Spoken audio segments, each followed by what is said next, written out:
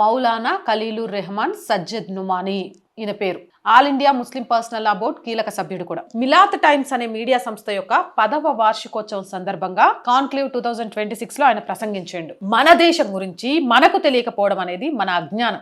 आप सोचिए जरा, हमारी ये नावाकफी है अपने मुल्क से, और शुरू से जो हमने हिंदुओं को बांटा है, ये सेकुलर हिंदू हैं, ये कम्युनल हिंदू हैं। इस तकसीम ने हमको बहुत धोखा दिया है। पहले सेकुलर हिंदुओं ने हमको नुकसान पहुंचाया, सो कॉल्ड सेकुलर हिंदू।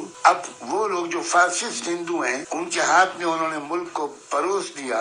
हमें आज जैसी महफिल में కంప్లీట్ సొల్యూషన్ సోచనే चाहिए. తన ప్రసంగంలో ఆయన చాలా క్లియర్ గా ముస్లిం సమాజం భవిష్యత్తులో అనుసరించాల్సిన వ్యూహం, భవిష్యత్తు ప్లాన్ గురించి ఒక స్పష్టమైన పిలుపిచ్చిండు. ముస్లింలు ఒంటరిగా కాకుండా దేశంలోని దళితులు, గిరిజనులు, వెనుకబడిన తరగతులు, సిక్కులు, బౌద్ధులు వంటి ఇతర మైనారిటీ వర్గాలతో కలిసి ఒక బలమైన సామాజిక కూటమిగా ఏర్పడాలని ఆయన సూచించారు. అంటే ఫస్ట్ హిందువులను విభజించాలి, అందులో కొన్ని కమ్యూనిటీ తోటి జై భీమ్ జై మీమ్ అనిపించి ఇక్కడ ఉన్న మిగిలిన వాళ్ళన్నిటిని నాశనం చేయాలి. ఆ తర్వాత మనల్ని నమ్మిన వాళ్ళు ఒక్కొక్కళ్ళ గొంతు కోసుకుంటూ రావాలి తడిగుడ్డతోటి. చాలా క్లియర్ గా అర్థమవుతుంది.